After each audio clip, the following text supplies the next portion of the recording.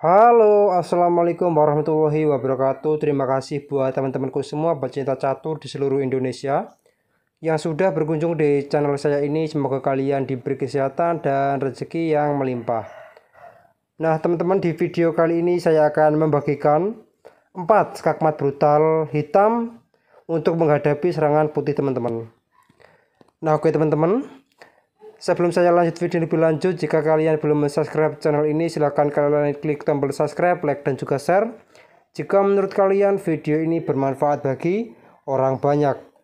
Nah, oke teman-teman, langsung saja kita masuk di pertandingan yang pertama, di mana putih mengambil pembukaan E4, E5, dan gajah ke C4, bishop opening, dan kuda ke F6, Berlin defense, kuda ke C3, dan juga ini mempersiapkan perkembangan perwira kuda C6, dan jelas untuk mendukung pion B7 untuk maju ke B5 untuk menyerang gajah.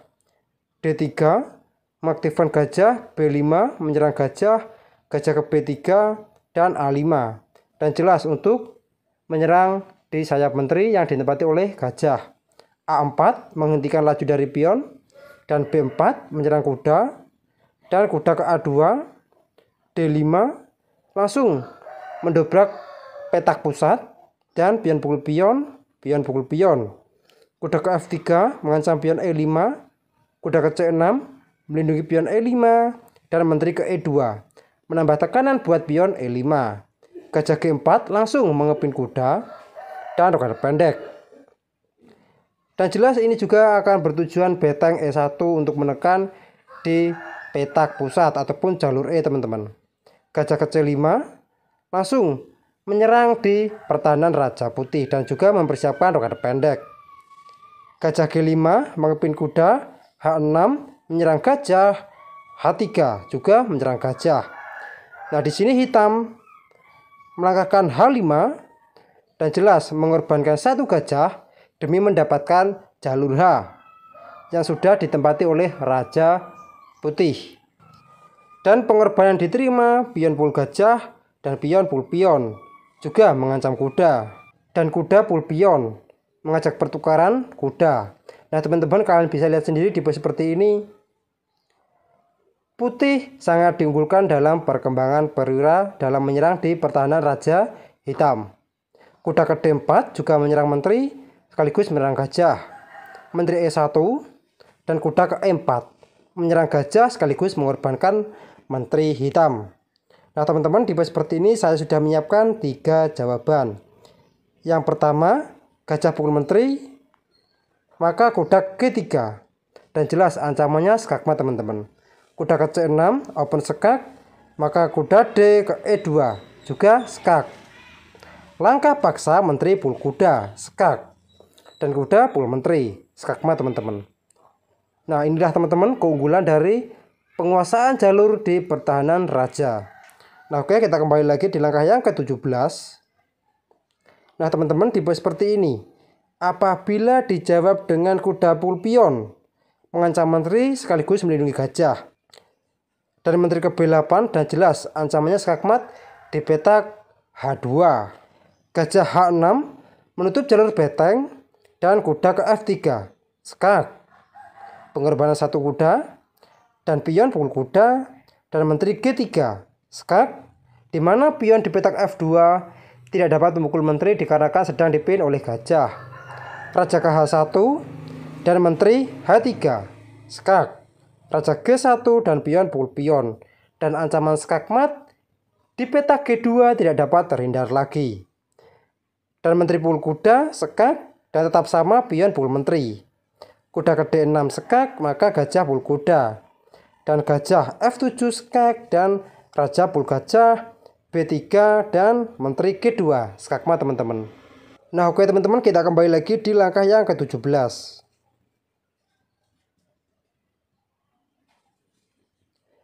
Nah, teman-teman, di pose seperti ini jawaban yang kedua, apabila dijawab dengan pion pul kuda, maka menteri pul gajah dan pion pukul pion, dan jelas teman-teman di pose seperti ini menteri dari putih sudah siap menyerang raja. Nah, maka dari itu rokade panjang untuk menghindari pin dari menteri, dan menteri ke E4 dan menteri ke F4, dan jelas ancamannya skakmat, teman-teman. Nah, di pos seperti ini, apabila dijawab dengan menteri pukul menteri, maka kuda ke E2, skakmat. Nah, oke teman-teman, kita kembali lagi di langkah yang ke-20 ini. Di mana di pos seperti ini, apabila dijawab dengan kuda pukul pion, maka menteri pukul menteri.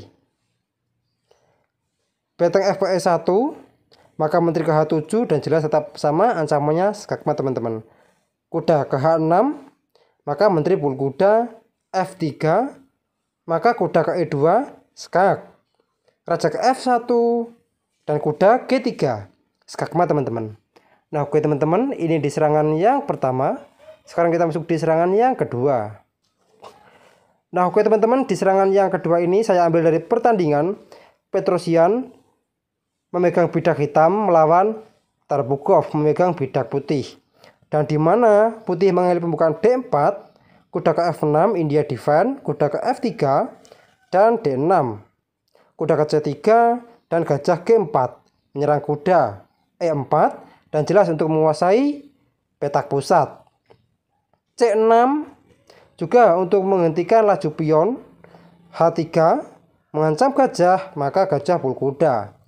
Dan menteri pukul gajah, kuda B ke D7, untuk mensupport kuda, dan sekaligus bisa mensupport pion. E7 untuk maju ke E5 dan juga bisa berkembang juga. Gajah ke E3 mempersiapkan rokade panjang. E6 dan G4. Dan jelas untuk mempersiapkan penyerangan di sayap raja. D5 mengajak pertukaran pion dan E5 menyerang kuda dan kuda G8. Nah, teman-teman, untuk sementara hitam kalah perkembangan perwira. Dan rokade panjang, dan jelas beteng langsung menguasai jalur D. B5, dan jelas untuk mempersiapkan penyerangan di sayap menteri. Gajah ke D3 dan kuda ke B6. Dan jelas ini juga akan bertujuan untuk menyerang gajah sekaligus pion lemah di petak B2. Raja ke B1 terlebih dahulu, kuda ke C4 menyerang gajah, gajah ke C1. Dan jelas untuk melindungi pion B2 dan sekaligus tetap sama untuk menguasai jalur diagonal sayap raja.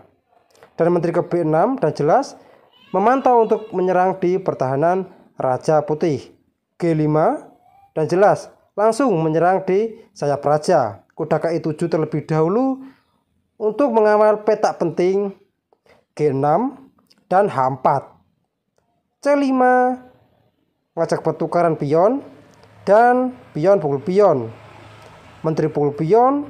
Dan jelas teman-teman, di pos seperti ini kalian bisa melihat beteng di D1 itu sudah menguasai jalur D, dan beteng H ke E1 dan jelas untuk menguasai jalur tengah G6 dan mempersiapkan fianchetto buat gajah gelap hitam sekaligus mempersiapkan rokade pendek. B3 mengancam kuda gajah G7. Nah, teman-teman, di pos seperti ini hitam dengan sengaja untuk mengorbankan kudanya agar bisa membuka jalur B yang ditempati oleh raja. Dan sekaligus gajah G7 ini juga langsung menguasai jalur diagonal di sayap menteri. Dan pengorbanan diterima pion pukul kuda dan pion pukul pion mengancam gajah. Gajah ke F1 dan rokade pendek. Nah, di pos seperti ini teman-teman, raja hitam sudah aman. Raja ke A1 dan beteng F ke B8. Dan jelas langsung menguasai jalur sayap menteri. Kuda ke B1 dan kuda ke C6. Dan jelas untuk menyerang pion E5 dua kali. Menteri G3 untuk mensupport pion dan beteng pukul kuda. Skak langkah paksa, raja pukul beteng. Dan beteng ke B8 skak dan raja A1 dan C3. Nah, teman-teman, di pos seperti ini raja dari putih sudah terjebak dan tidak dapat gerak kemana-mana. Gajah ke D2 mencoba untuk mengembalikan perwira, tetapi di sini Petrosian kuda ke B4 dan jelas ancamannya skakmat teman-teman. Dan gajah ke D3 untuk mensupport pion dan menteri ke C4 langsung mengorbankan menteri. Dan ini adalah langkah paksa, gajah pukul menteri dan kuda pukul pion. Skakmat teman-teman. Nah, oke teman-teman, Ini di serangan yang kedua, sekarang kita masuk di serangan yang ketiga. Nah teman-teman, di serangan yang ketiga ini saya ambil dari pertandingan Lewis memegang bidak putih melawan Leon Dayton memegang bidak hitam. Di mana Lewis mengambil pembukaan E4, E5, kuda ke F3, kuda ke C6, dan gajah ke C4, pembukaan Italia. Kuda ke F6, dan rokade pendek. Kuda pukul pion, dan beteng ke E1, dan D5. Juga menyerang gajah, gajah ke B3, dan gajah ke C5, dan jelas untuk mempersiapkan rokade pendek, dan D4. Dan kuda pukul pion, dan kuda pukul pion. Menteri ke F6 juga menyerang kuda dan sekaligus menyerang pion di petak F2 dua kali. Dan gajah pukul pion. Nah teman-teman, ini adalah langkah jebakan yang dirancang oleh putih. Apabila pengorbanan ini diterima dengan menteri pukul kuda, maka beteng pukul kuda dan jelas menteri akan jatuh. Dan menteri pukul beteng dan gajah pukul menteri. Dan dipastikan putih akan sangat mudah untuk memenangkan pertandingan ini.